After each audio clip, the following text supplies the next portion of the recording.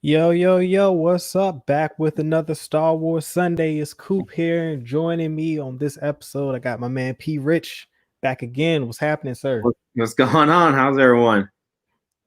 Shoot, man. How's the weekend, man? Sunday, end of the week, getting ready for this You know, upcoming week.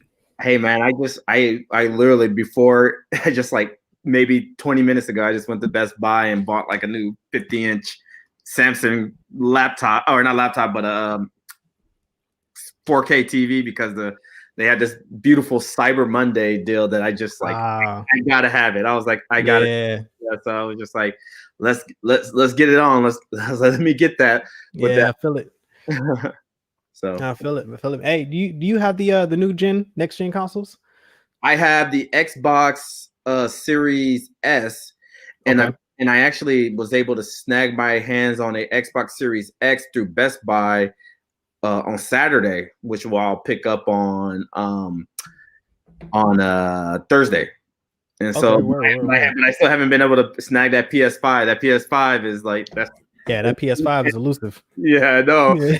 nobody. It's funny because me and my girlfriend, we were trying to go to we went and picked up Chinese food on Thursday on Thanksgiving, Yeah. and I'm like, I was like, can we just roll by GameStop just to see if it's like going to be busy or not? At 5 o'clock in the afternoon, there was like 10 people already lined up, ready to go. Because my thought process was, I'll show up at like 4 a.m. Nobody's going to be there, but people are already lined up the night before, so I was just like, darn, never mind. Right. Yo, man. So speaking of, man, we on the video game topic, man, we got to talk about our top 5 Woo! Yeah, Star Wars video games of all time. yeah. Okay, You yeah. wanna you wanna start it off? Or you want me to Yeah, kick it off? and I'll start it off. I'm gonna start with my number 5 being my least, it's in my top 5, but it's my least favorite one, which is Jedi Academy. Mm, And that was like, I think that was kind of like one of the last. Well, I had kind of have two top fives in that it was kind of hard to I was like, I have 6 games, but there's only a spot for 5, so I'm going to do kind of half and half. So yeah. Jedi Academy, I love that game just because it continued that story of Kyle and Luke, and you get to create this character, like you get to choose. I mean, obviously they have presets, but you can make a black Jedi, white Jedi, alien, whatever, and Mm, color, whatever lightsaber, and you're still kind of choosing that path of like you have light powers, electric, and it's just fun to play. Like you play like that great Jedi where you're doing force choking people, electric, but you're also healing, and you're able to have the light side powers also as well. And it was just Jedi Academy was just it's that third person, and it just felt like you could. It just that was the first game that I experienced where you can lock the lightsabers together and like yeah. you just so like Yeah. and then like do like it was just like whoa, like, and you could force run and force speed Hmm. and slow down time, and it was amazing. And then the next one is Jedi Power Battle, which was a 2-player game Okay. on the original PlayStation, where it was kind of like that Street Your Rage type of thing, where they started you off and you just kind of ran through and you just fought like droids and other little characters that came through. Hmm. And you played any members of the Jedi Council at the moment. I think you had Mace Windu, Obi-Wan, Qui-Gon. I think, Okay. Yeah, yeah, yeah. I never played that one. So that one is set. That one's set during the prequels yeah. That was only time set. period. Yeah, Power Battle is only episode 1. Okay, gotcha. But like and if you beat the game, and I forgot it was like you could beat the game and then you could play as Darth Maul. That was Hmm. like a thing. And I think you could have played as Padme. I'm not entirely sure, but then you play as Plo Koon and all those guys, the other alien members of the Jedi Council and stuff like that. Yeah. Yeah, that was pretty cool. I enjoyed that one. So that's my top. Those are my kind of two top 5 or number 5 slot. What about you? Okay.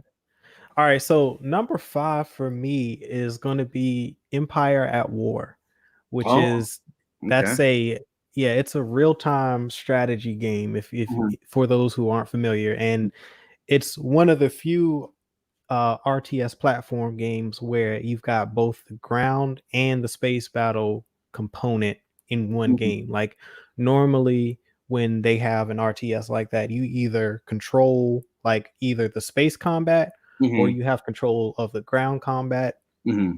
and then you either sim the other version. So like let's say I think Stellaris is a good example. Like the you have complete control of the space combat and building your fleets and all of that and the conquest from space, but the ground combat is simulated. So you just run a simulation and let the computer play the odds. Yeah. Uh, but this you got full control of both, and like this game came out in like what 2005, Mm-hmm. 2006, and it's still being modded to this day. Like the Really? community is strong. Like yeah, they've got like there's a Clone Wars What? campaign mod for it now. Oh wow. Now, so and that's kind of like how was that like kind of a Warcraft? Is that what I'm thinking of? Like how Warcraft or like Starcraft or whatever? Is that the kind of similar? It's like StarCraft. Yeah, Starcraft? StarCraft. So like I would say it's um if you've ever played Battleship, the Yeah. board game battle, yeah, it's like that because Okay. you've got the fleets, like you gotta, you've got your different class of vehicles. You got your starfighters, but then you got your escorts, and you got your corvettes, and then you've got your assault classes, and then you got your big, tanking battleships Gotcha. that tank all the damage, and like Yeah. you got to know how to deploy your units properly in order to win. Yeah. Yeah. Um, Yeah, man, that's crazy.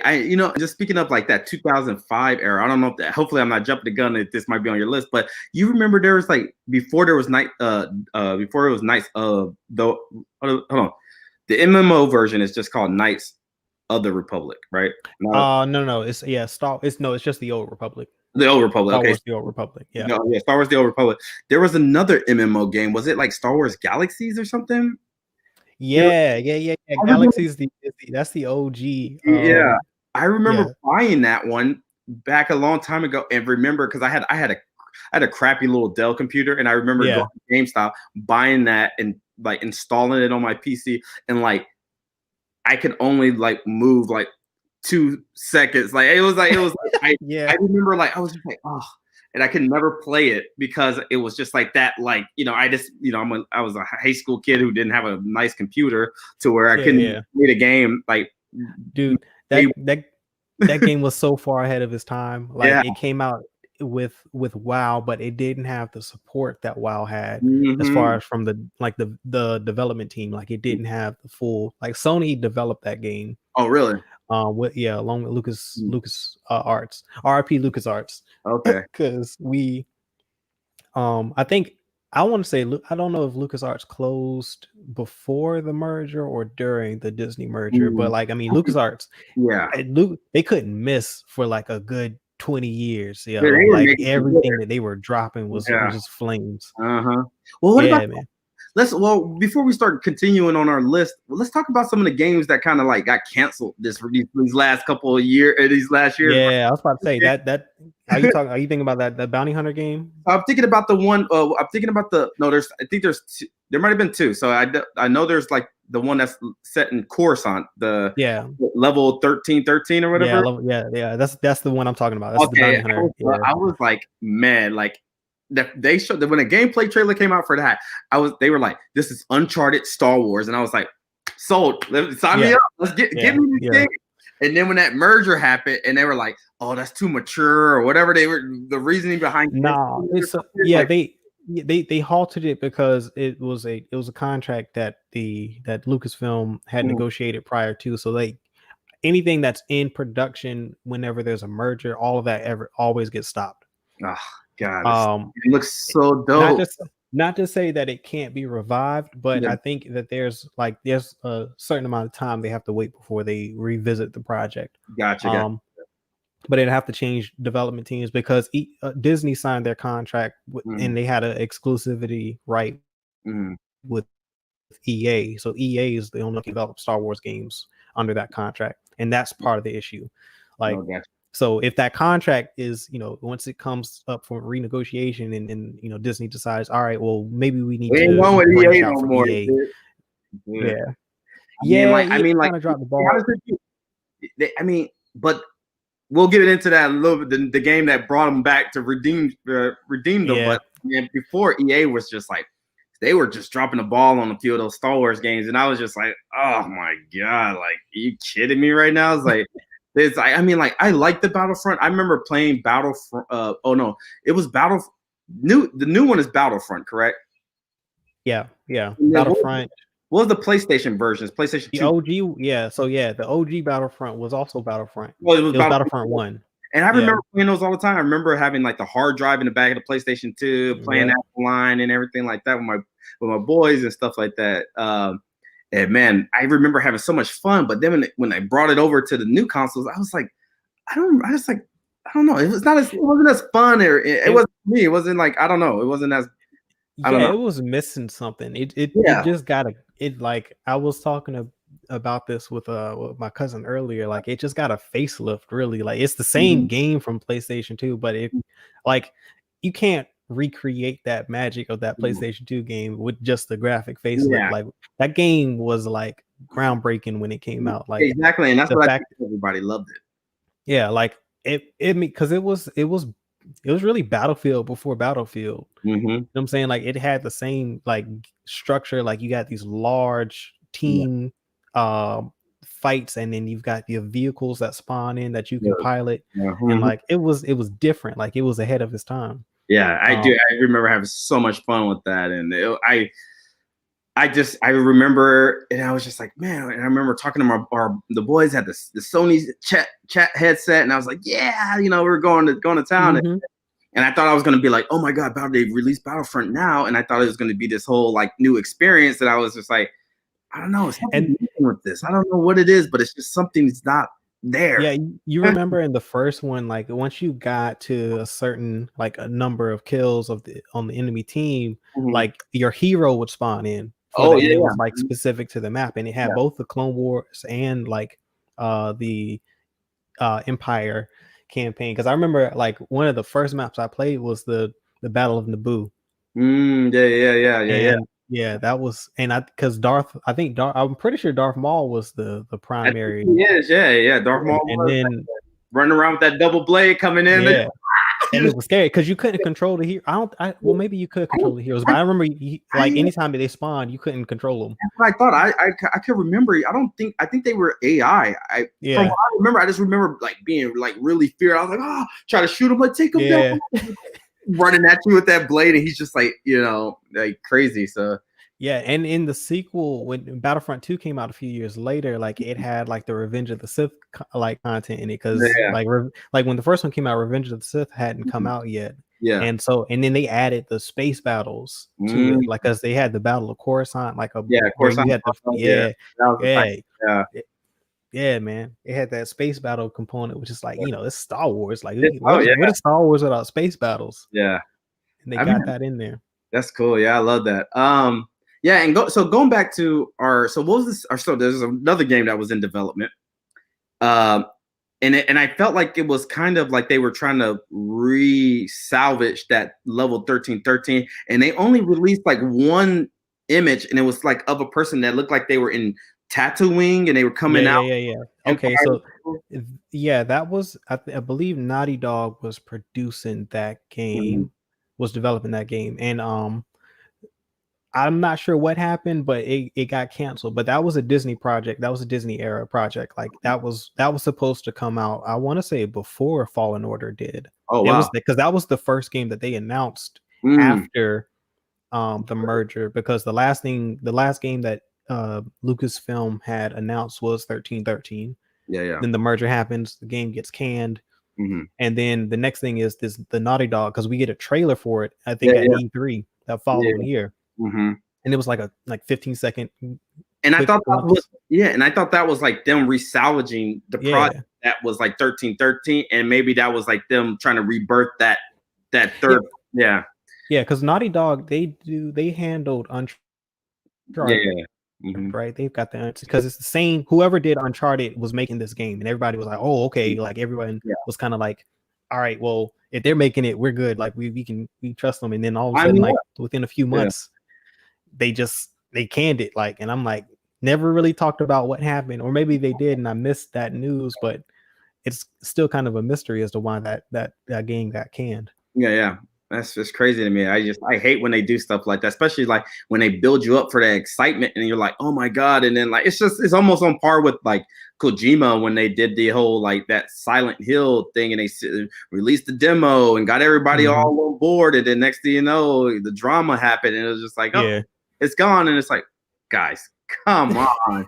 You can't hype everybody up and then like just swoosh. You know what I mean? Exactly. Yeah. I hate that. Like, that the gameplay is out there. That's the thing, is when this gameplay and it's like, and it shows that it's almost done, and it's like, oh my God. So now you only have the gameplay to keep watching back and being disappointed that you'll never be able to play it, because him fighting in that, like, I remember 1313 when he's like fighting and it's like he's falling from like in the levels, and I was just like, oh man, how cool would it have been to really explore the different levels of Coruscant, you know what I mean? Because we only see the top level. We only see where the Jedi Temple and everybody's at, you know what I mean? But we never see like what's going on. And that was like, I think that was the first game where they really, in at least in canon, they like acknowledged that there were like there were people living on the lower levels of Coruscant. Or maybe well, so does that actually, you know what? No, never mind. I take that back. The Bounty Hunter game with Jango Fett that came out on PlayStation 2. I believe that takes place. Some of that takes place in the undercity of Coruscant. Yeah. So my thought is, so Coruscant itself, is that like a built planet, or is that like a planet that has been like built around like an entire, like a city's just been like kind of wrapped around it, where it's just like you know? So I think if I'm not mistaken, in canon, the largest continent on the planet is completely covered in one cityscape. Okay. But there's still areas of grassland and water and all that. But we've never seen that. But I think they said that, you know, the largest part of the planet is covered in a city. I got you. That's what I was wondering. I was like, is Coruscant like actually like, you know, like kind of like planet Earth in, say, you know, but is it like, you know, I wasn't sure because they just, you know, there hasn't been a game, or, you know, I don't know. I haven't read any novels either. So I don't know if there's been any, like, you know, say of like how like vast that actual planet, if there's like, you know, plains and all this other stuff, like, you know, just mountain terrain and somewhere off, you know. Okay, so in Legends, Coruscant was completely, it was the whole entire planet was just one city, and it was covered from like the entire planet was, but they've changed that in the new canon. I don't think the entire city is or the entire planet is one city now. And Coruscant's still around. Palpatine didn't like blow that up. That's still been around. No, that's the Imperial capital. Like that's what I was wondering, because I just feel like I don't know. I just never, like, they never go back to Coruscant, really. You know what I mean? Actually, Palpatine turned the Jedi Temple into his palace. Oh, wow. Okay, cool. Yeah. And there's also, so the Jedi Temple is actually built on top of a Sith ritual site, or a Sith temple. There's a Sith temple below the Jedi Temple, and they built the Jedi Temple on top of it to counterbalance the dark side energy emanating from that. Didn't work out. It ended up not working out. But yeah, like so at some point in the Old Republic, the Sith Empire had control of Coruscant. Oh wow, okay. Yeah. So, and Terrace is actually still a planet in canon. Terrace is from Knights of the Old Republic. Yeah. That's in canon. One of the diplomats from Terrace is actually in Rogue One. Like, I think it's the black lady that is, you know, when they're debating on whether or not they're going to attack Scarif. Oh yeah. They're in so like the black lady that speaks, she is she's the senator representing Terrace. Oh, cool. All right. Little cool cameo. That was like one of the first films where they started acknowledging stuff from like Legends, and it was like it was cool, you know. You know, people like, there's a hit or miss of people. I mean, personally, I think Rogue One might be my favorite Star Wars film. I really enjoy that film. It's up there for me. I can see that, because it's up there for me too. Like it's definitely in that the original trilogy. For me, it's up there with those films. I mean, sometimes I make the argument for it to be over like between like either Return of the Jedi or A New Hope. Either like it flips for me. Yeah. But yeah, I mean, at least it's number 4. It's definitely Yeah. in my top 5. Yeah, it's definitely in my top 5. Okay, cool. All right, so my number 4 on this list is Rogue Squadron. Okay. And I think it has to be Rogue Squadron 2, which I remember playing it on GameCube. And I just remember me just on GameCube just being like, I remember the first mission where you had to go blow up the Death Star. That was like the first mission. I demo. They even released the demo beforehand, and it's just like, you know, you get to control it, you get to open the wings, you get to close them, you get to go out. It just, that game right there, it was just one of the, like, I think that was one of my favorite, like, just flight simulators, like, you know what I mean? And I haven't played the new Rogue Squadron game that came out just recently. Squadrons, I haven't played that yet.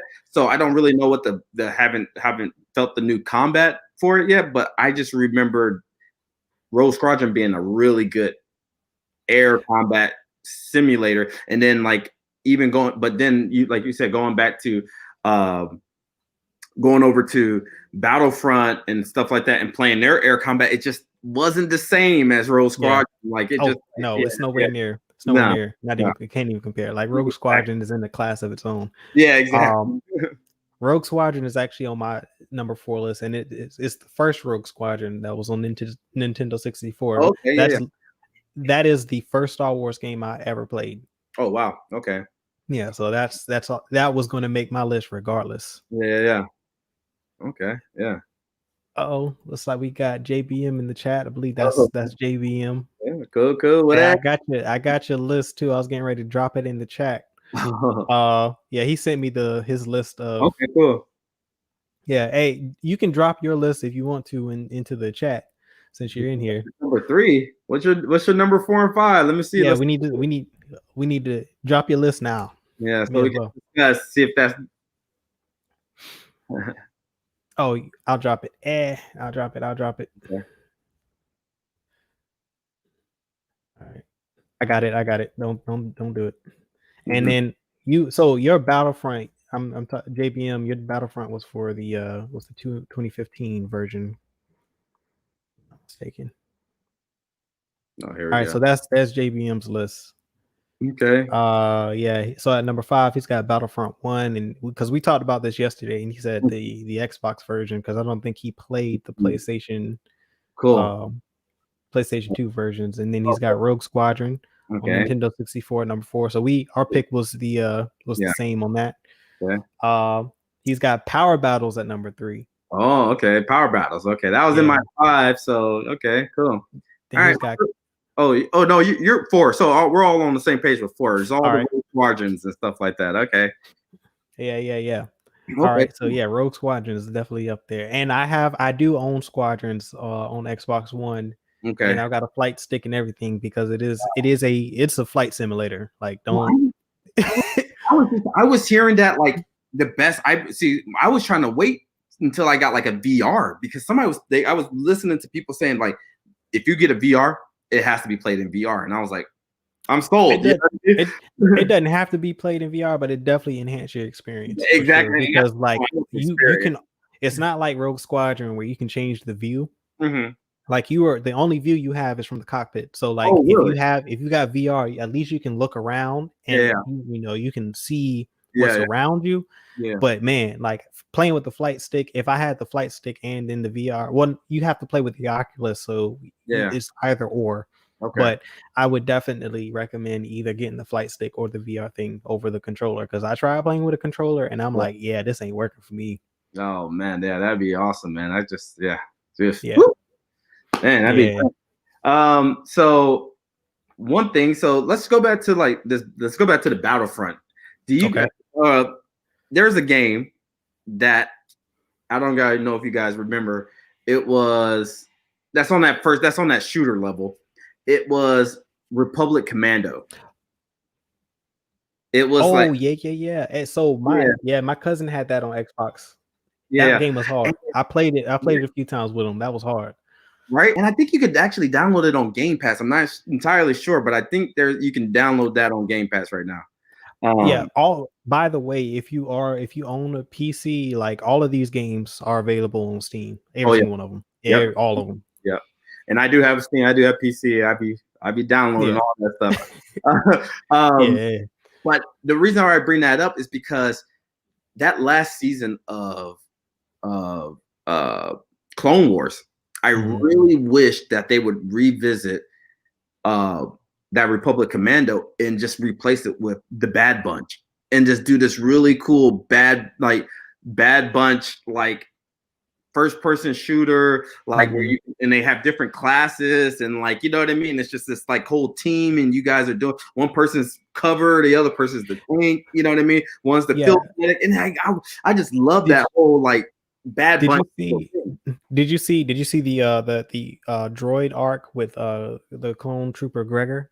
I think so. In the Clone Wars, and because that they were playing homage to the Republic Commando game because he's a Republic Commando trooper, and the armor, it looks just like from the video games. Like that he was way different from the clones, and I think they added that as a class in Battlefront too in an update. Yeah. Dude, man, I think that would have been a dope game right there if it just focused on the Bad Bunch and just kind of did that whole little thing again. But anyway, I think that's how and the Bad Batch. I think that's how it'll operate. Okay. Yeah, I think that's how it'll operate too. Yeah. Like that. Have you played the Ghost Recon? What is it? Yeah, the Ghost. I think it's where you got your squad and you can because that's basically how that was like because you could command your squad if I'm not mistaken. You could. Yep. Yeah. Gosh, it was another game like that.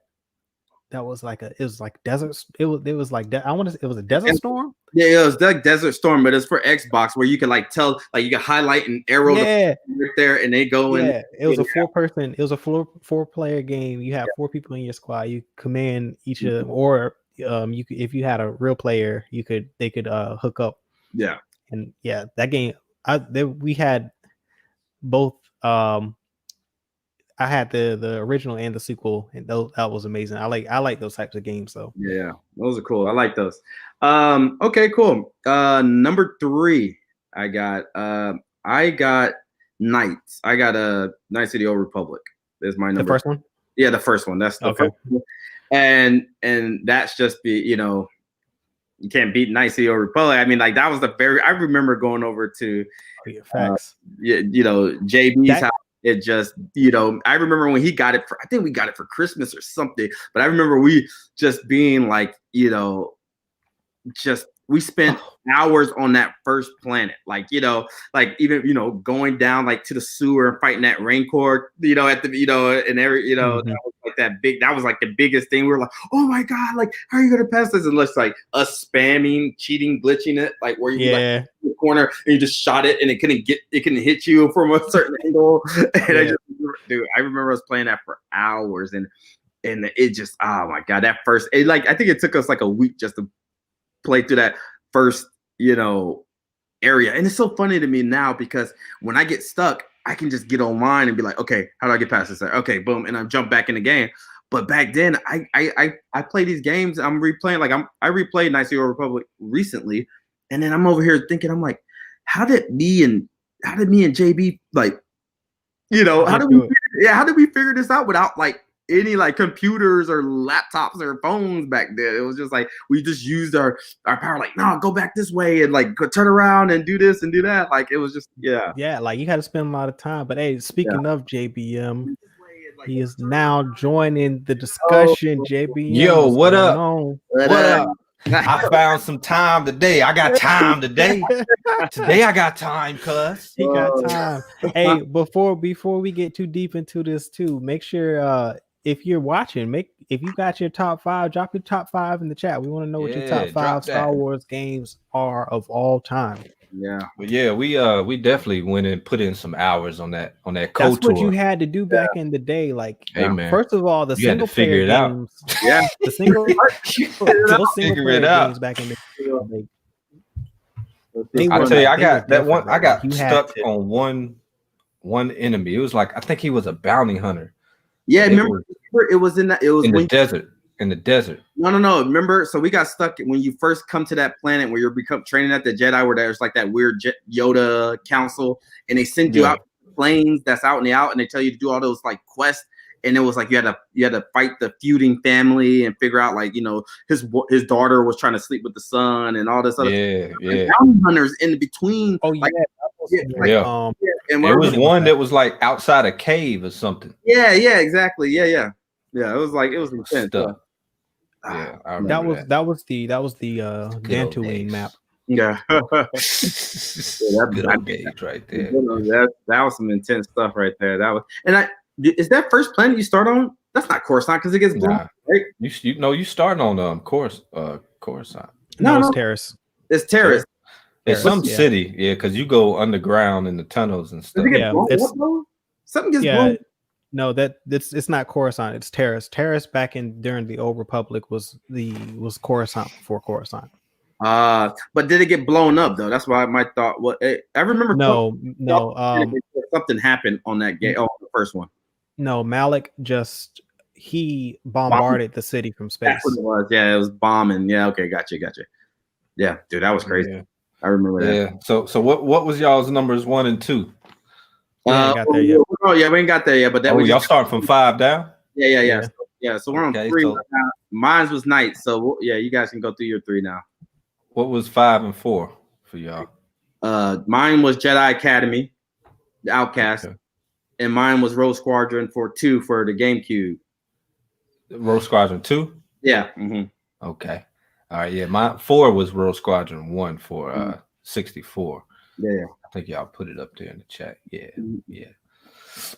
Battlefront 1. I had to put Battlefront on there just because we hadn't had a Star Wars game like that. You could fly. You could do ground wars. You could do hero battles.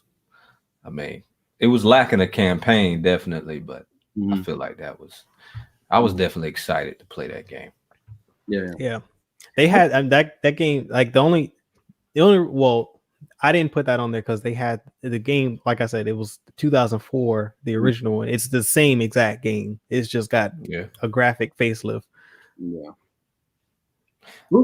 I need to go back and play that. When they added the actors, right? Where the campaign was Battlefront 2 is when they added, like, you could do the hero battles in you talking about like it had all the Jedi, the old one, because you could play as Ayla Secura, you could play as Mace Windu, you could play Obi-Wan, Anakin, General Grievous, Darth Maul, Sidious, everybody, Vader. Like, it was everybody, like all the Jedi basically you could play, all the Sith you could play.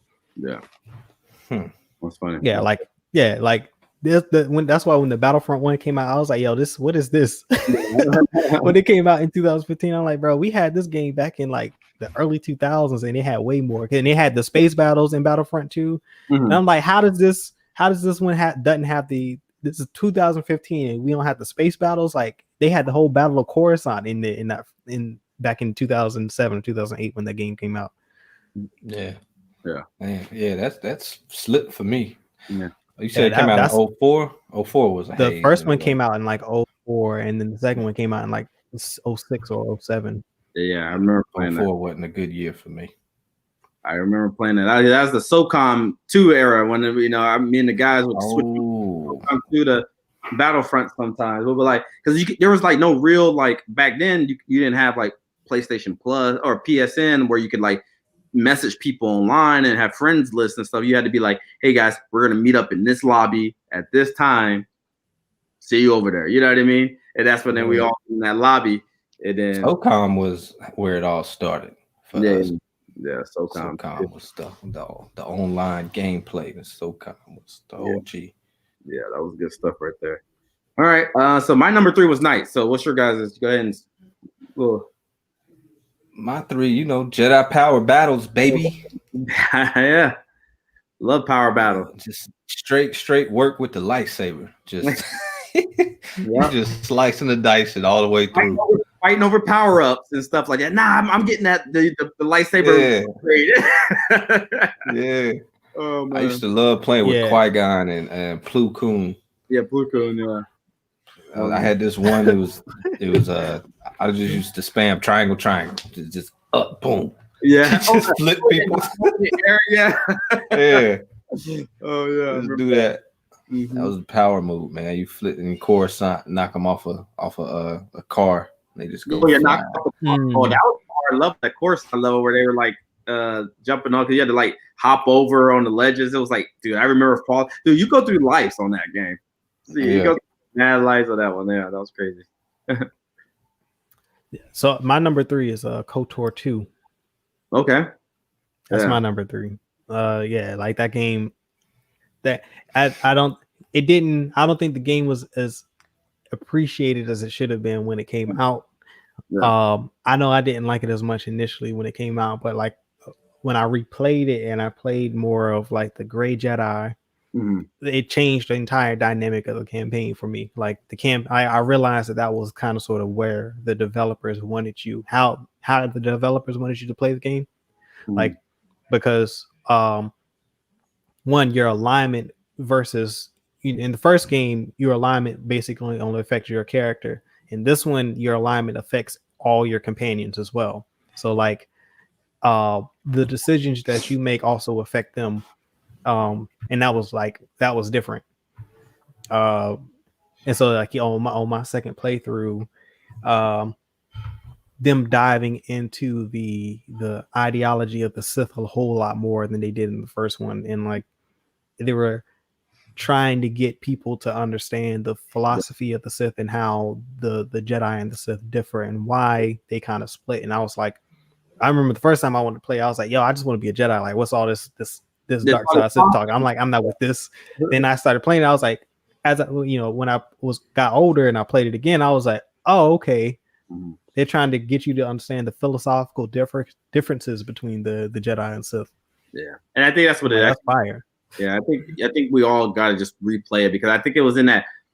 I think that the game came out in like 2004, like late 2004, and I think also games that come out in that window like 6 to 7 months before the next gen pops out, kind of like see that, like, because I think Xbox 360 came out like immediately after that. You know what I mean? It was just like, and and I think a lot of these games they kind of fell by the wayside a little bit, probably too. So I think that was probably some of the reason, because I remember I just like when I think about that game, I'm like I just feel like I might have played like one playthrough and then I think something else came out and I was like, oh my god, you know what I mean? I was like, I got to get this. Maybe Fable might came out or something. I don't know. I just remember. Yeah, Fable. Yeah, Fable. That was that Fable era as well. Yeah. I never played KOTOR 2. Yeah. I remember playing. I remember wanting KOTOR 2 because I used to get Game Informer magazine, and that was Nihilus was on the cover of one of the Game Informer magazines, and like so that mask, that white mask with the red marks on the eyes, I was like, "Yo, who is this?" And then you like learn about his power and like because he can absorb the life energy and essence from an entire planet. Like he's basically a mobile, like a human Death Star. He's like that's different. Galactus. Yeah, like he uses the Force. Planets.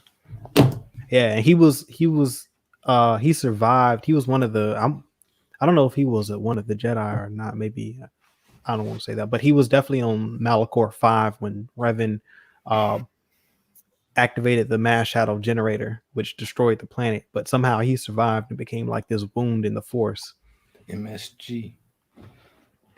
Yeah, and then like there's a line in the game. I forgot what the character's name is, but one of your companions was like his apprentice, and she was like, her name is Visha Mar. You grab my laptop charger really quick, guys. She's got like the eye covers because like her species doesn't have eyes, and so she wears this veil that like covers like the top half of her face.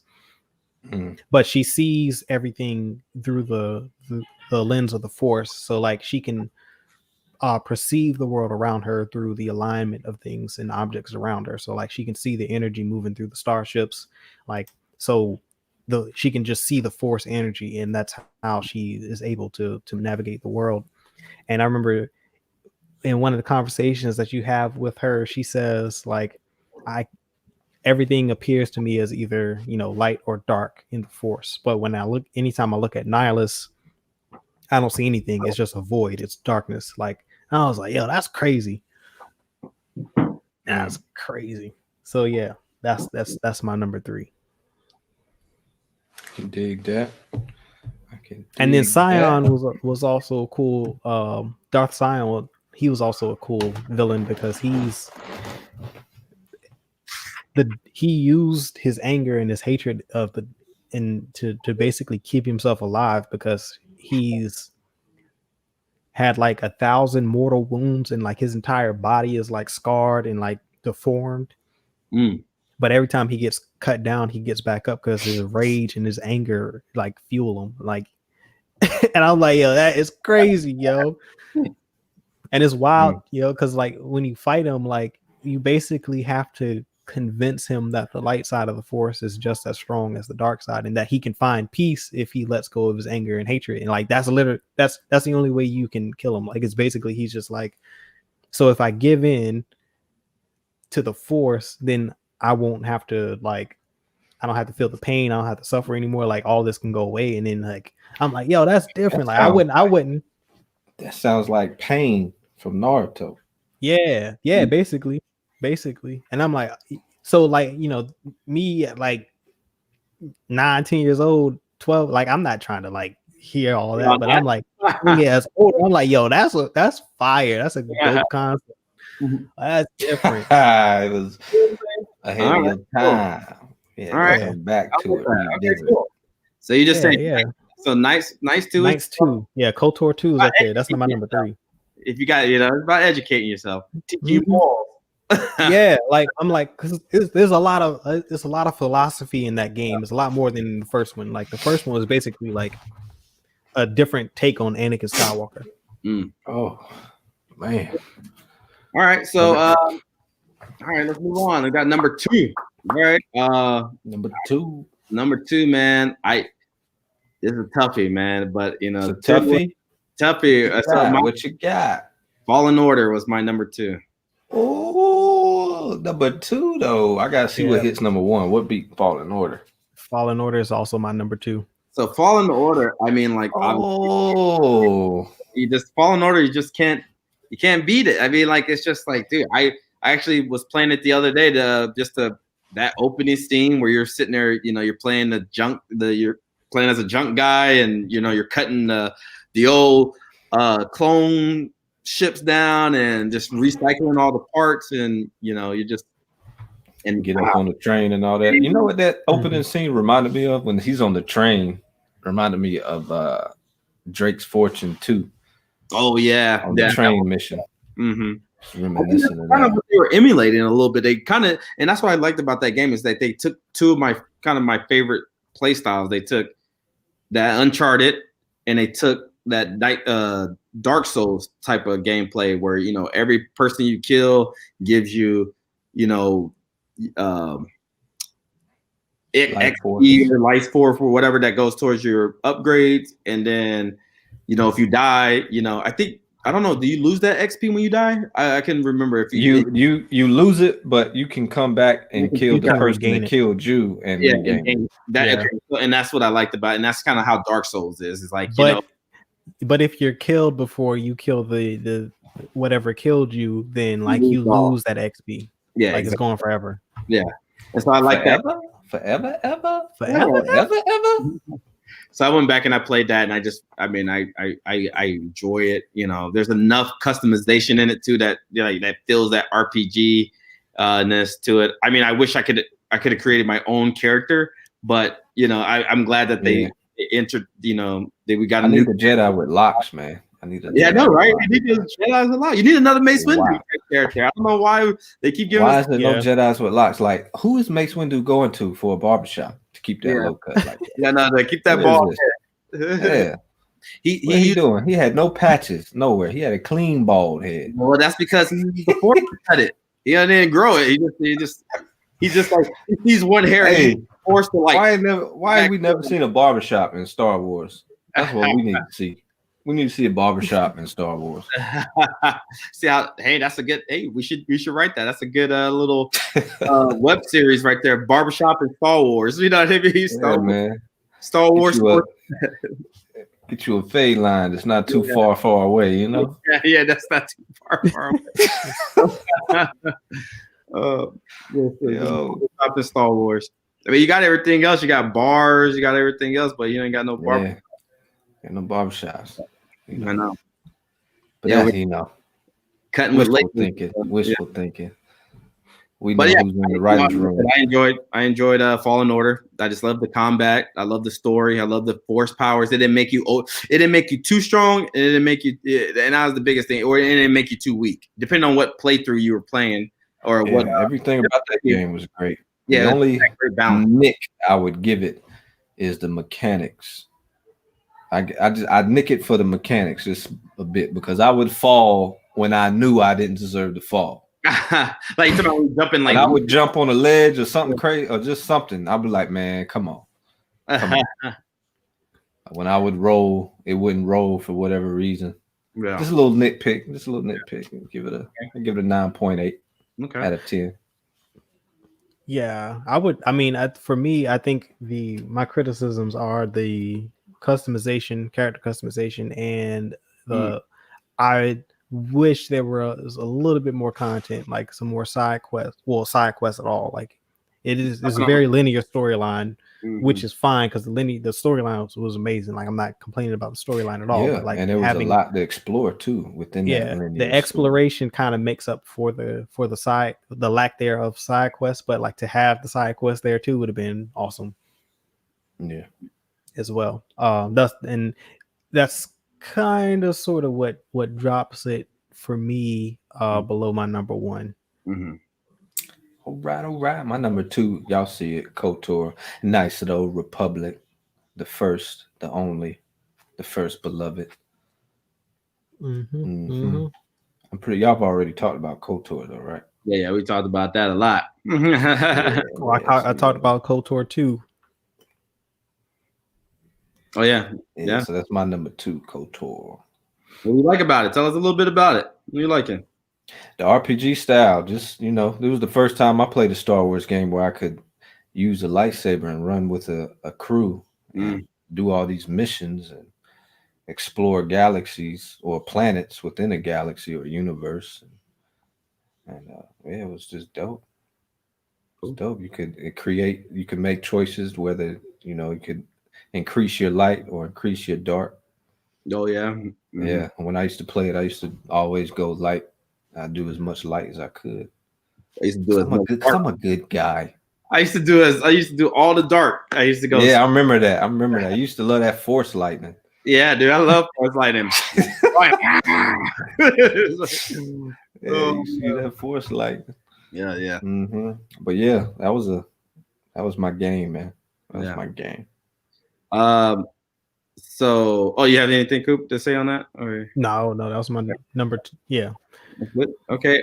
So my number one is Jedi Outcast 2.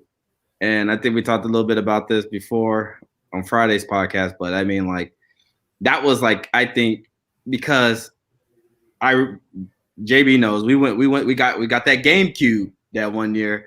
And so it was like an exclusive on GameCube. And so we was like, oh yeah, let's get that. Let's get this game. And then I just remember playing it, and like it. I remember the image. I just remember the advertising for it was that like their whole advertising was that you can have the lightsaber out and like run across things and like melt it along the side of the wall, and you'll see like the streak of the lightsaber going against the wall and stuff like that. I just remember the poster of him walking with the lightsaber, it like being like cutting the wall. And you could do that in game. Like anything you hit would, you could slice in half. You were chopping limbs off of like stormtroopers. You could see the limbs falling off, and it was just like it was.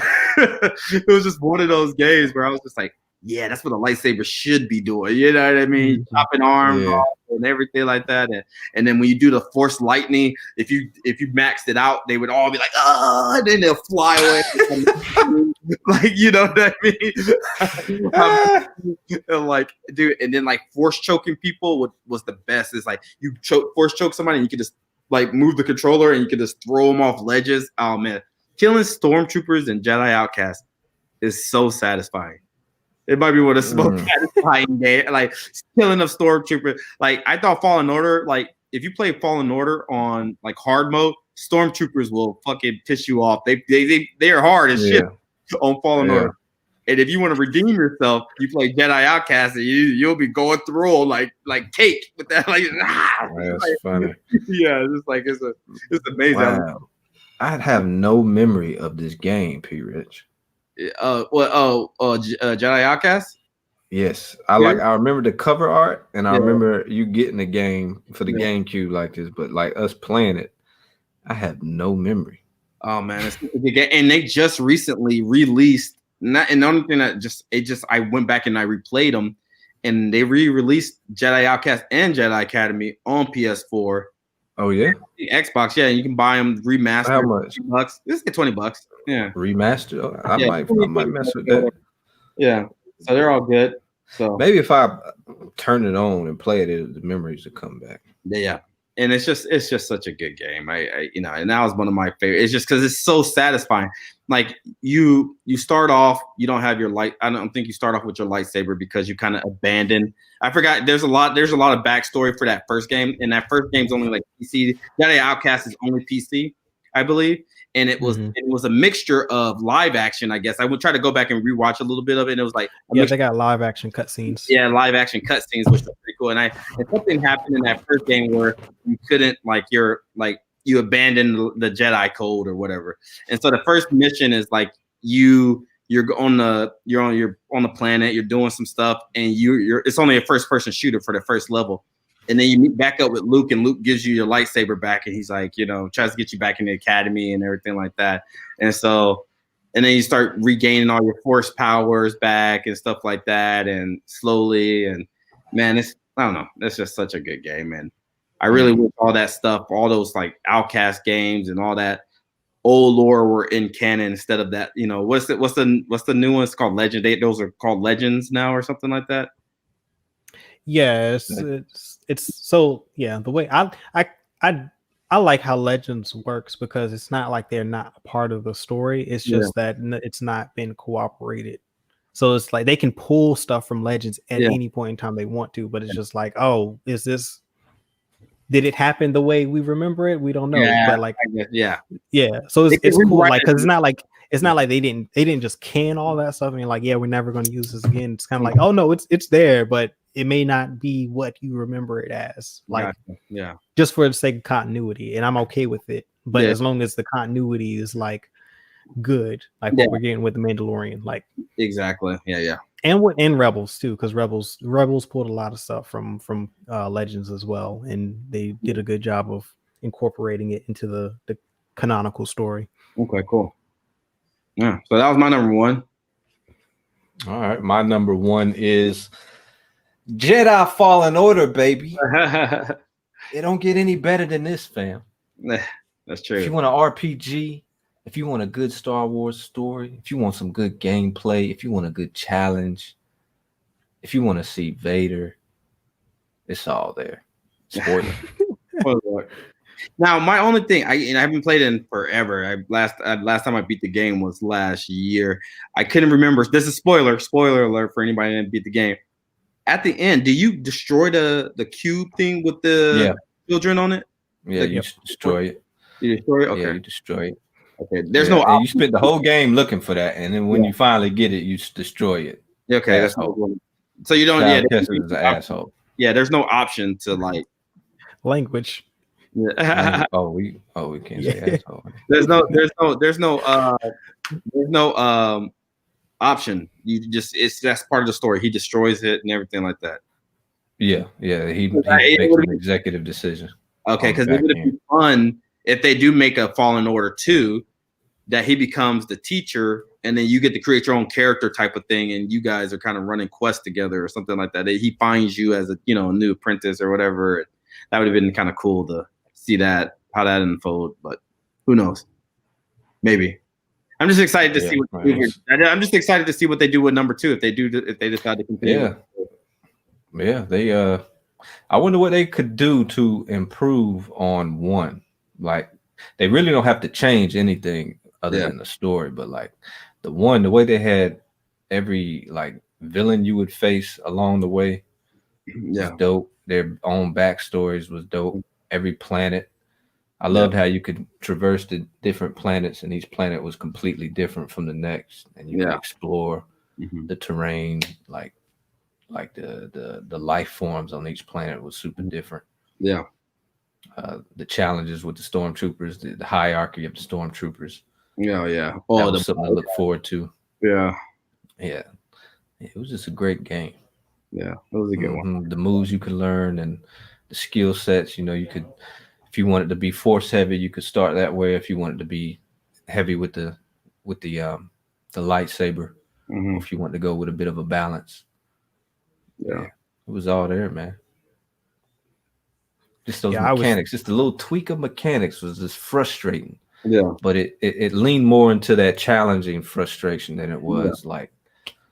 If I had one thing to say, if they would add to the game, if they for number 2 would be more, they explored that open world a little bit, but just like I think populate it a little bit more with like some NPCs that are not trying to kill you.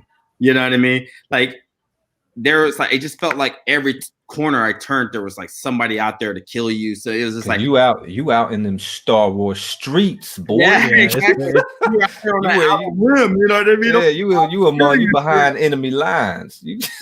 And I think one thing I did like, when you go back to planets later in the game, they added those bounty hunters that were kind of after you a little bit. Like there was like random bounty hunter droids, and like I love that too, because it was like they could pop up at any moment. Any like moment, a bounty hunter would.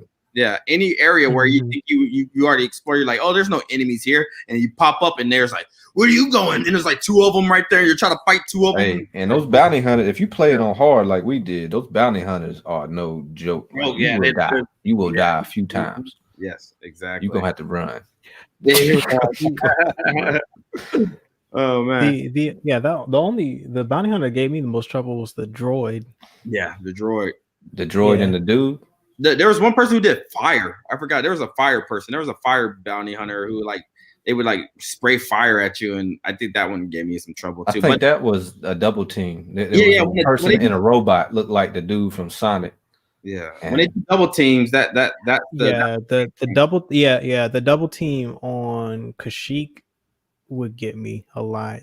That's the Wookiee. That one was. I had a double team on every planet. Well, yeah. Dathomir was a double team. Kashyyyk was a double team. Well, I just remember the first time I even encountered a bounty hunter, it just threw me completely for a loop, because I went back to a planet like, oh, I just got this new ability. So I went back to that very first planet you go to with the vault on it, and I was going through like the little living quarters of the old Jedi that used to live there, and there's this robot thing, and I thought like, oh, hey, this is cool. That I thought you could interact with it, and that thing just started just messing me up, and I was like, oh, and I was like, and so like he did 2 shots on me, and then I was gone. I was like, oh man. So yeah, that was pretty funny. Yeah, that game, man. Yeah. But that'd be my thing would be like, if like imagine if Knights of the Old Republic, like how the openness, I wouldn't say that was super open, but if it had the mechanics of Jedi Fallen Order, you know what I mean? If it was like, it's just like a little bit more open world, a little bit more side quest, you know what I mean? A little bit more to explore on a planet, and just a little bit more NPCs, you know what I mean? Maybe you're at Coruscant, you know what I mean? Just some more like lore, you know what I mean? In it. Yeah, I kind of lean on the other side of that spectrum. I wouldn't want to see any side quests, because I feel like that would be the field would be a different game for me. I feel like it'd be a totally different game. The fact that it was linear and we had clear objectives and we just had to go through it. Yeah. And it felt contained. I was like, it was satisfying. You know, if I'm doing side quests and that, it to me, it's gonna feel like a different game. Yeah, I feel you. Yeah, that's the reason why it's dropped down to number 2 for me, because number 1 on my list is KOTOR, original. So, yeah, because that's what I enjoy most about a Star Wars game is I can make it my own. And I love the story of Jedi Fallen Order, it is very much Cal Kestis like story, right? Like the customization limits me as far as making it my own story. I can't make my own character. This is who I have to play, this character, and I have to follow his story. Whereas with like Star Wars: The Old Republic or KOTOR or Galaxies, to that end, like you're literally, this is your story. Like you're making your own Star Wars character in the Star Wars universe, and you can make and the choices of however you want to make them. Yeah. And like that's why I play like RPG Star Wars games. It's like I'm creating my character that exists in this universe now, and I'm gonna do whatever I want to do with it. And like that's what I would like a lot more, even if it's not in the Fallen Order sequel. But like we need another RPG game. Yeah. That's more open world. It's more of a sandbox. Like I would almost like Galaxies is an honorable mention for me. But the only reason I didn't put Galaxies at number 1 is because I never finished Galaxies.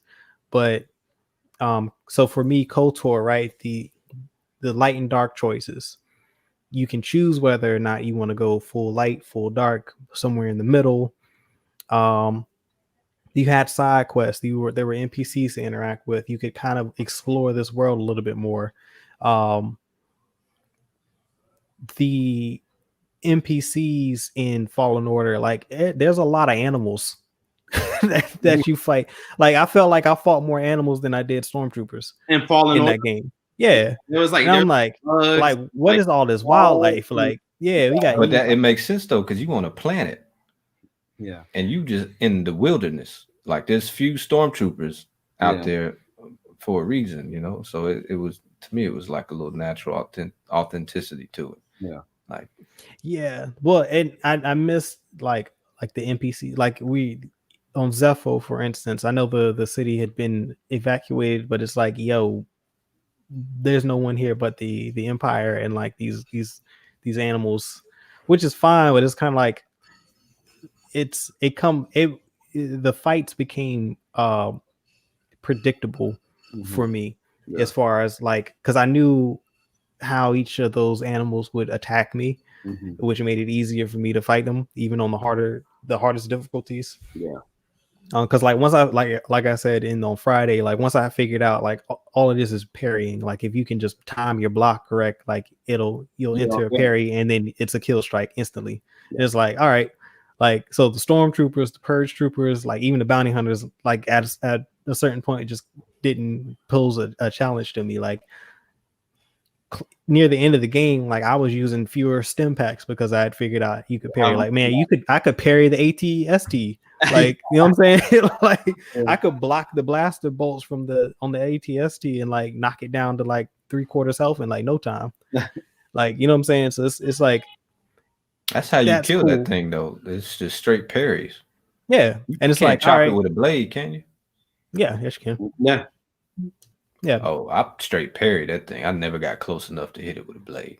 Yeah, I would parry and then it would stagger and I would like use the force leap ability and hit it, and that would be like a critical hit and it would knock down. Like it didn't take me any time to take down the AT-ST. Wow, I wish I knew that, because it took me no time.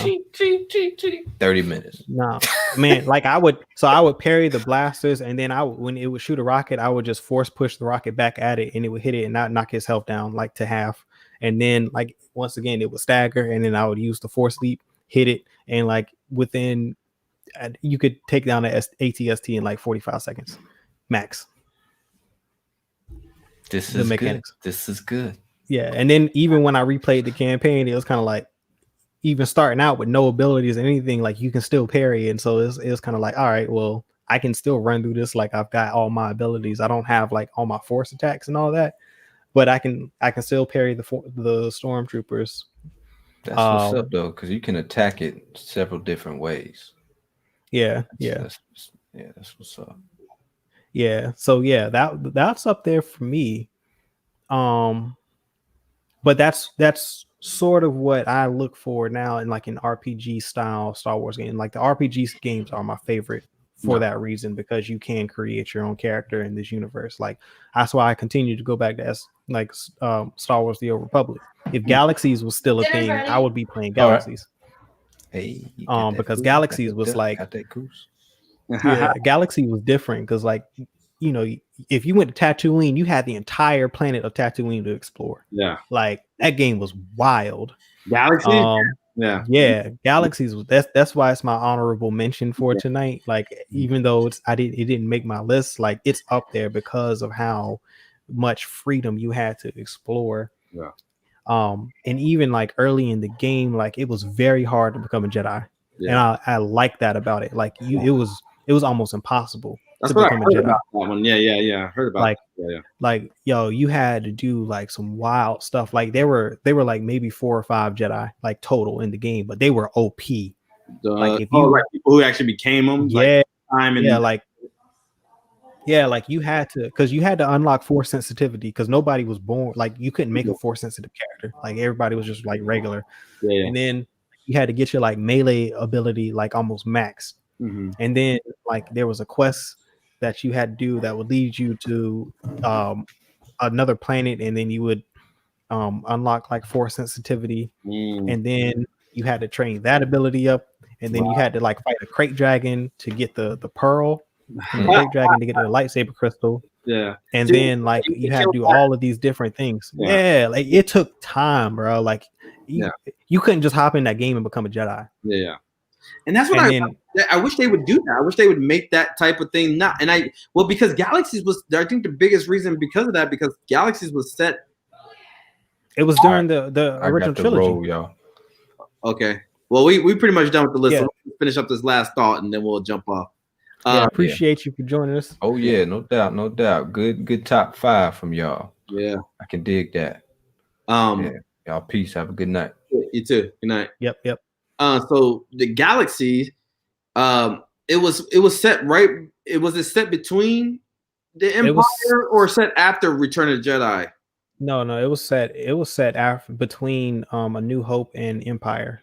That's what I thought, because it was like Han Solo was there weren't supposed to be Jedi running around. Like that's why they made it very, very hard for you to become a Jedi. Like it was almost impossible. Like but even more fun because it gives it playable. It makes the game playable, so it makes you like, oh my god, if there's only 5 people running around as Jedi, then I can be a 6 person or 7 person or 10 person, and that makes the game so much more enjoyable. Because then, because I'm just thinking on terms of now, like if they made that type of game now, where like if you became a Jedi, then like and it's between that Empire where like now you might have a random encounter with Vader, like or Inquisitor, you know what I mean? Like, you know what I mean? Yeah, like characters that might try to attack you now that you became a Jedi, and they're like, nuh-uh, you're not gonna be spreading no hope around here. You know what I mean? You have to like the main focus of that campaign, like the campaign was really loose. Like it wasn't really a camp. Like the way this game was, like I said, this game was very much ahead of its time, because like the focus was the struggle between the Empire and the Rebellion, and you had to choose. You could choose whether you sided with the Rebellion or the Empire, or you could just be a complete freelancer bounty hunter, or you could just be like you could just be a farmer. You know what I'm saying? Like you didn't have to even fight in like you could just do other stuff. Like I was like, it was a different type of game. Like you could become your own character. Being able to be a bounty hunter. I remember you being able to take bounties and find other people. I remember that was one of the because they would put bounties on different people. Like if you attack civilian populations or areas that were owned by the Republic, not the Republic, but the Empire or the Rebellion, like they could put a bounty on your head. Yeah, I like that idea too, man. Because you can makes you want to be like, oh man, I could be an old Mandalorian, or you can do this. Yeah. That's kind of cool. I like that. Yeah, you take it. You're just making your own story, and it exists inside this Star Wars universe, and it's like that's exactly what you want to do if you're a Star Wars fan. Yeah. Did you be Sith on there or no? Was it like no, like it's force sensitivity. Like once you become force sensitive, then you train that ability up and you choose your path. Like you have complete control of your character and what you do. Come on, you hear who made Galaxies? Come on, guys, let's bring that Galaxies back. Well, see, like Sony made it, but Sony also screwed it up because they like it wasn't as profitable because it was so grindy. So they decided to like make it easy to become a Jedi, and then that's what ruined the game. Like because then you had a whole bunch of Jedi running around, and like $88 for the complete collector's edition. yeah, like that's funny. Yeah, it was because they added the Starfighter component later in the game where like you could join fleets and they have like huge fleet battles out in space. Like you could control and pilot like an Imperial Star Destroyer. Like it was that game was different, man. Wow. Can you I don't know, Star Wars Galaxy is being updated in 2020. So yeah, people have tried to remake the game and release it independently ever since it closed. Like there've been several different projects throughout the years to kind of get this game back on the menu. Dude, you know what? It's so funny because I had this game somewhere laying around probably back at my old house. It's probably got thrown away by now. But dude, there's a $259 on PC right now. It's crazy. It's how it's $200. It's you can buy. Yeah, because if you get the disc version, you can still play. It's nobody in the game, but like you can play. You can still install the game and play it. Oh, you can still so you can do all the quests and become a Jedi yourself and do all that stuff. Yeah. But I mean, some of it is like you mix you'll miss all the factional stuff, but like because there's certain quests that require like teamwork and it requires other people to play. But like there are private servers and things that you can join. People still playing and people that play it. Yeah. I don't think you have to buy the disc version either. I think there's some. There are ways you can download the game. Oh, okay, gotcha. So it's not even. Yeah, you can't even buy it. You can't probably even buy this on Steam, huh? No. You can't buy it on Steam. Like you can there are some links out on the internet where you can get the game. Like there are people who own private servers of the game that play it. Yeah. And that would probably be the best thing to do is like to do that so you get that multiplayer experience. And you know what? And that's my biggest thing right now is that like, I've been bugging, who's BioWare? BioWare made KOTOR 1 and 2 and Star Wars: The Old Republic. Okay, so dude, I be tweeting at them all the time, being like, before I had the PC, I was always like, bring it over to console. You know what I mean? Yeah. And then that game they would never bring Soul to the console. Oh man, dude. I mean the way Xbox Series X's and the PS5, they're on par with some of these PCs. So I mean, like, it's possible that it would just run the same. I mean, and like you're just opening it up for more people. I mean, like, and that's more money in your pocket.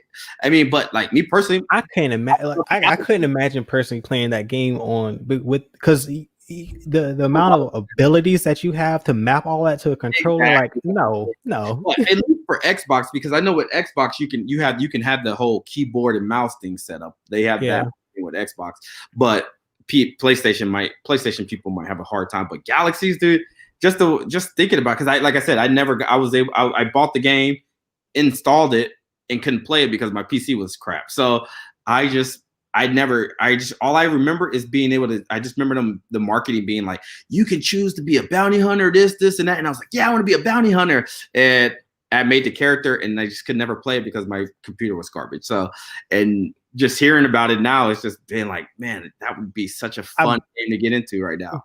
To this day, I've never played a game like that game. Like that game was different. Wow. But before we get into it any further, get back to the comments real quick. Oh yeah, cool, yeah.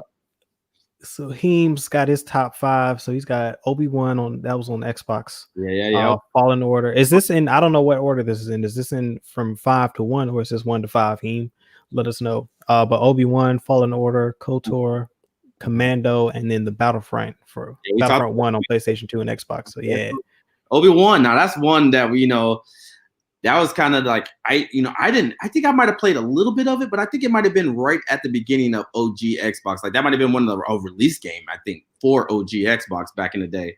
It was. It was. Yeah. Okay. Yeah. I think he got that game with his Xbox. I want to say. Let me turn my light on. It's getting dark in here now. All right. There we go. So he's also got Jedi. Okay, so it's 1 to 5. Cool. So yeah, so Obi-Wan is his number 1, then Fallen Order, then KOTOR, then Commando, and then Battlefront, and then his 5. He's got a tie, I'm assuming, between Jedi Knight, Jedi Academy, and The Force Unleashed. Oh yeah, Force Unleashed is cool. Yeah, Force Unleashed is a good one. That was cool. That was fun. Yeah, it definitely. But he was OP. Yeah, and that's what I mean. That's the thing about Force Unleashed is that like it was one of those games where it was just. I think it was. I don't know if you ever played the game. It was called Hulk Ultimate Destruction, and it was just like one of those games where it was a sandbox of you in the world of in Hulk's like a city, and you just went around just destroying anything, and you could like do the cars and like you could car gloves and everything. Like it was a crazy game, and that's how I felt like with Force Unleashed was that like it was like watching. You know how you watch a movie just for like entertainment. And I felt like Force Unleashed was that game for us. Was just like, let's just make you just this crazy Jedi who's this Inquisitor, your Darth Vader's apprentice, and you just have all this Force abilities, and you can go around and just destroy things like insanely. And yeah, it was just I felt like that's what the popcorn movie version of video gaming right there is Force. Yeah. Where it's just like this it's just for pure entertainment and fun. They could have had any storyline and I would have enjoyed and had fun with that game, Yeah, like they weren't worried about balancing that game at all. Not at all. Cass, they just bought KOTOR 1 on Steam for $6. That is a wonderful game. That is my number 1 pick. Yep. And it's also for people who don't have Steam. It's on both the first and the second game are buyable in the Xbox store for $10. Yeah, you can get it on. Yeah, you can get it on both. It's on PlayStation too, right? It might be on PlayStation. Not entirely sure about that one. I'm not sure. Yeah, I know it's definitely on Xbox. I'm not sure if it's on. I think it released on. Yeah, it released originally on the Xbox. Xbox One and PC. Maybe Dreamcast. It might have came. I don't know about Dreamcast actually. That might have been a little bit. If it did, it was only the first one. It was only the first one that came out on Dreamcast. Yeah. I want them to make a prequels game where the campaign is a Call of Duty type shooter. Yeah, so dude, that was basically Commando. It's on the Xbox. What was that? Yeah. Let's take a look. If you get Star Wars Commando, I believe Star Wars Commando is also on Steam. If you're playing on PC, that's a game that's basically what you're asking for. That's probably a good one to pick up. So Star Wars Republic Commando came out. It came out after February 28th, 2005. Okay. So it's only for Xbox and for Windows for PC. Yeah, let's see if it's on Steam. Yeah, it is on Steam. It's on Steam. Okay, yeah. I think you actually might be able to buy this one too on Xbox. I think it's on the Xbox store. Yeah, it's on the Xbox store too. But yeah. So Cad, if you want that game, like definitely go check out Star Wars Republic Commando on Steam. The graphics might not be good up to par, but like, well, if he's playing KOTOR 1, then yeah, he ain't worried about graphics. Yeah, exactly. Yeah, it's definitely that. It's definitely early 2000s. Yeah. Revenge of the Sith. That was a good game too. Yeah, the movie game that was pretty. That was a really good game. And it's fun because I don't know how much you guys remember Revenge of the Sith game. It took bits and it followed almost the movie, but it left certain things out and they changed a little. It was loose. Yeah, it was loose. You know what I mean? Yeah. Of events, and I remember playing that game, and I thought that was a really fun game. They also had an alternate ending because you can choose whether or not you're doing the Anakin or Obi-Wan playthrough, and so like if you do the Obi-Wan playthrough, then it plays out similar to the story to the movie. But if you choose Anakin, then you beat Obi-Wan at the end, and then like because he survives, you end up killing Obi-Wan, and then you kill the Emperor, and then you become the Emperor, and that's how the game ends. But also during that I can't remember if it was live action. Did they use the actual movie clips in the game? I'm trying to remember. I felt like I think they had some cutscenes that were from the movie. that they borrowed from the movie. Yeah, that's what I thought. Yeah. Oh yeah. Okay. I think so. I can't remember. Man, it's been so long since I played that game. Me too, man. I just remember at the end where if you're playing. I remember you're fighting on what's that, Mustafar, the last planet. Yeah, Mustafar. And he's running on that little thing, and then it shows him like coming in the screen like this, and the crowd's like, whoa! But they didn't do that in the movie though. But it was shot better in the film, in the video game, and I was like, they should have did it that way in the movie. I remember that. Like, I was like, yeah. So, yeah, I know. I mean, we'll go another 10 minutes here. So we're an hour 20 into it.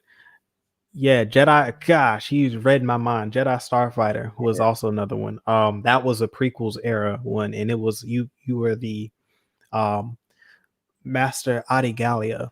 And it was a first person game. She was like one of the best like Jedi pilots during the Clone Wars, and like the whole game is played from the was it? I think it's the Delta 7 Jedi Starfighter. Okay, it's that triangular shaped one from that Obi-Wan was flying in the in episode 2. So Jedi. So yeah, that's what I was wondering. I was like, because I played Star Wars Jedi Starfighter. Yeah. But so there's another one that's called Starfighter. No. That's what he's talking about. Oh, okay. Because he played it at my house. Yeah. That was one of those. Because I had that one. I had Rogue Squadron, and then Naboo Starfighter came out like around the same time as not Revenge of the Sith, but Phantom Menace came out. Had that, beat that. That was another fun one. And then Jedi Starfighter was another one. And then there was a Clone Wars game that had like both some ship fight. Like what you either piloted a vehicle or you would fly like the gunship, the clone gunship. Okay. With the lasers like that fired all crazy. Like that was a fun game. They had some once again, that was LucasArts. Like they were just deep in their bag during that era, like that early 2000s, bro. You can't go wrong with any video game that you purchase that was a LucasArts production from that early 2000s period. You can't go wrong with any of those games. They were all good, all bangers. Bounty Hunter was another one. Jango Fett. Yeah. You can download that game too. That's recently. All of those are available on Steam. Yeah. Every single one of these games. Like if you want to go back and go run down memory lane or go and experience some of these old school Star Wars games from back in the day, Steam has them, and they're all like under $10. Yeah. I remember recently going back and playing now Bounty Hunter. The mechanics are a little wonky. They're wonky, bro. I struggle with those like during all those on PlayStation, but I still had fun because you had a flamethrower. Like the flamethrower. The flamethrower and the jetpack. Yep. Yeah, it was like I don't care. Like I don't think I beat the campaign. I would just run around and just torch people. And I know you can bring people in dead or alive. That was the option where if you tie them up, you can bring them in. That was an option. Like you can kill them or you can bring them in. Yeah. Bring you in cold or bring you in war. Oh, just yeah. Oh, another honorable mention is on Nintendo 64. They had that Pod Racer game. Oh, Pod Racers, yeah, that was sick. Yep. Mm-hmm. And I used to think I was such a cool pod racer because your engine would start to malfunction, and like I don't know if you played it you played it for 64. So the yellow buttons up there were like kind of like how Anakin in the movie was switches. It was doing Yep. You hit those and it could like fix it. So, dude, it was man. The mechanic pod racer was pretty good. I like that game too. That was fun. They released a sequel to it. It was called Pod Racer Revenge, where you played it from Sebulba's standpoint, and it takes place after the events of Phantom Menace, and like he's rebuilding his pod racer, and he's trying to rise back up the ranks to become the #1 pod racer again. Oh, yeah, cool. yeah, that was cool. It wasn't as fun as the original one. Like, first of all, Anakin's pod racer was just OP. Like, so yeah, but that one was fun, and you could play as different pod racers too. Like, and it had a multiplayer campaign. Yeah. So like you could race with your friends. But yeah. That was a great game. And just to bring back a little bit of Mandalorian, that first episode, when Sheriff riding on, half a pod racer. Yeah, and that was Anakin's. That was a piece of his pod racer. That was that was that was the engine. Yep. Wow. Yeah. Connected to the Force. Yes. Yep. See, that's why you got to appreciate those lore moments. Like, they keep dropping those in there. Like, it's not even fan service. It's just, acknowledging that all these things happen and we are living in the same universe. Like, you know what I'm saying? Like, it's so funny that it still works. It's like, you got speeder bikes, but then it's like pod racing. Like, what? But like, I mean, it's Tatooine, bro. It's like, they're swapping parts all the time. Like, they like, I mean, that was a hand-me-down pod racer. He built that from scratch, like from old parts of other pod racers. You know what I'm saying? Like, that's just the culture there on the planet. Yeah. I think, Tatooine is it's like, if you don't have enough money to get off planet, you got to find ways to entertain yourself. They were like, I mean, everybody there is a scavenger. Like, they just make their own way. You know what I'm saying? Like, those hard-working blue-collar folk out there. You know what I'm saying? And that was the one thing I also liked about Mandalorian is that they kind of gave a little bit of humanity to the Tuskens. To the Tuskens, it made me feel a little sympathize with them a little bit. And there was a line in there in that episode where he was like, the Tuskens or they're trustworthy people. There was like and he looked at the humans and he was like, until one of your people break the treaty. You know what I mean? He knows that the humans will break the treaty before they will. You know what I mean? Yeah. I like that line because it makes it okay. These guys they're honorable. If you don't double cross them and you become friends with them, they will have your back. You know what I mean? Well, they're the native inhabitants of the planet. Like, they were here first. Like, they've got, like, you have to follow their code and their way of living. Like, they were here. They were established prior to everyone else getting there. And it's like, because when in the first season when he passed into their land, he realized that, all right, we're in Tusken territory, so now we got to negotiate with them to pass through safely. Like, he's bouncing through. There's no and otherwise, if someone else would have just gone through, and then they would have been like, yo, this person's trespassing, and now they want to kill him, and then you're gonna get mad because, like, you're trespassing on their territory and now they're shooting at you. It's like, well, you shouldn't have trespassed. Yeah, and think about it in this way too. Now, do you think, if you think about the episode 1, going back to episode 1, and that pod racing sequence, and you see the Tuskens up there shooting at the pod racer. Now, do you think that's just because they're passing through and they're racing through their land, or do you think somebody hired them to do that? No, they're trespassing. Okay, that's what trespassing. They're like, yo, every single year these they run through our land, messing up everything, like destroying our property. It's like, no, we're not here for this, and they not seeing any money. They're not getting paid for these races. So like, no, that's exactly what's going on. Yeah, that's funny. Yeah, they're just like, not on our watch. Yeah.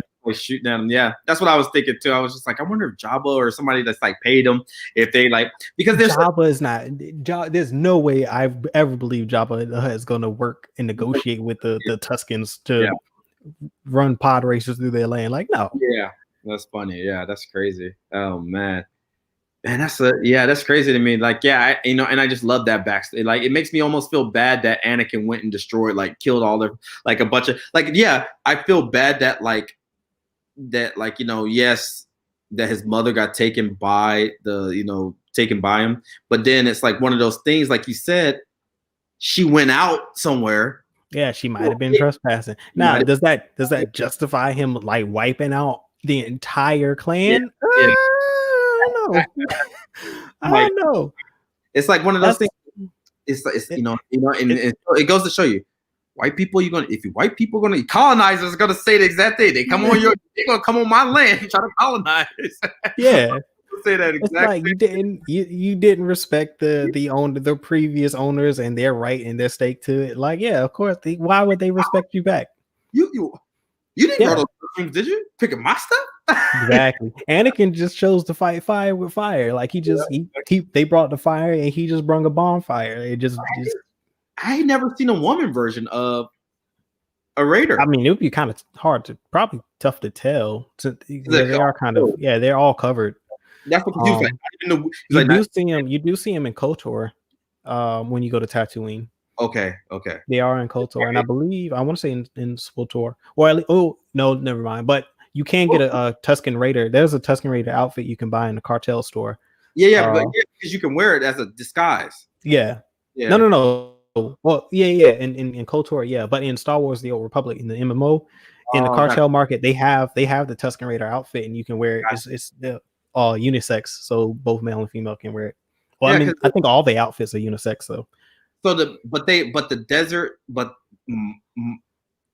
way they look, that's a costume. That's not a costume, but it's like a mask and suit and everything like that. What's underneath is like they have. We don't know what they look like underneath. Not in canon, but so in Legends there was a Jedi who was a Tusken Raider. Mm-hmm. I forgot his real name, but he became a Sith post Return of the Jedi. Yeah. And he was Darth Krayt. Mm-hmm. But he was human. He was like a regular human male. But they're just like these nomadic people, and they wear like the face mask and the breather and all that to help them survive in the desert. Yeah, that's what I was wondering. They were human. Yeah. If they took it off and they were looked like humans. Yeah, they're supposed to be. Yeah, they're supposed to be just normal humans underneath that, and they have their own language. Yeah. It makes sense. I mean, like you living on a desert planet for you just. I mean, like they have their own like the moisture evaporators too built into there, like so they got their own supply of like water and all that stuff. So it's built to survive long term in the desert.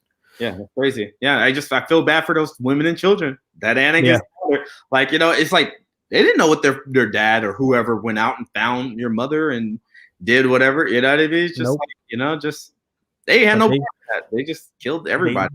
They learned that day. Yeah, they definitely learned not to Jedi. They learned that day. That was they killed the wrong trespasser that day. And it's funny to me that like they never returned back to that home again. Luke was able to live there. Oh yeah, they probably didn't ever come a mile within that homestead. Yeah, they probably like, don't mess with that house again. Like, yeah, they're like, word probably spread, and they were like, yeah, just stay away from that place. Moisture farmers. Yeah, like that place. Don't go to those coordinates. Just leave it alone. Just stay with this. Hey, you heard what happened to that other tribe? Yeah, don't go over there. Oh man, that's funny. Yeah, that's craziness right there. But yeah. All right. Well, this has been quite an episode. We're now past that hour 30 mark. Appreciate you, P. Rich, for joining, man. Got to have you back again. Thank you. Appreciate it. Been fun. Yeah, especially if you're gonna watch The Mandalorian Friday, make sure if you're available, definitely we'll have you back on, and then welcome anytime you want to on these Star Wars Sundays. Yeah, let's do it. Let's keep doing them. Let's figure out something else that we can chat about. Awesome. Yeah. So yeah, if you're available next Sunday, man, we'll talk. We'll have a topic ready for next Sunday. Yeah, cool. Thank you to everybody in the watching, viewing. See all the likes, and make sure you subscribe if you haven't already subscribed. We're trying to get to 100 before the end of the year. But it's been a blast. You got any closing remarks before we end this stream? Oh man, the only thing I have the closing. It's kind of off topic, but it kind of fits in that world. Is that hey, we got about a week left until Cyberpunk 2070. Sci-fi, yeah, man. Yeah, that'd be like kind of my futuristic, like kind of, We might have to have a video game live stream like podcast too. I would definitely be down to do a video game thing. We've talked about that for Gumbo. Yeah, we'll talk about Cyberpunk because I mean, like everybody was all about it, and I would love to just get that, how everybody's gonna how because there's so many levels of like now that RPG is like that's gonna be like a crazy. It's in depth from what I understand. It's a very like complex and deep, and it's got a lot of things to explore. And I already have a way because there's called the Corpo, there's called the Street Kid, and there's the Nomad. So my first playthrough, I was like gonna say that I'm gonna do the Nomad. I'm gonna be this person who lived outside the city life that is introduced to like the sins of the world and kind of like makes his way through the city and like tries to rise up to the top and in that kind of way. So and it's kind of like smart. I'm going to be kind of the high tech dude where I hack stuff, and that I'm going to lean towards more the hacking on my first playthrough. Okay, word. Yeah, I'm gonna have to look into all that too because I say it's on my radar, but I gotta dive into the lore a bit. Yeah, I've been just trying to stay away from it because I don't want to keep getting excited and then it keeps getting delayed and everything like that. So I'm ready. So. Oh yeah, for sure. But yeah, man, appreciate you for joining. And yeah. So yeah, thank you all for watching tonight. And like I always say, peace, love, blessings, and may the force be with you always.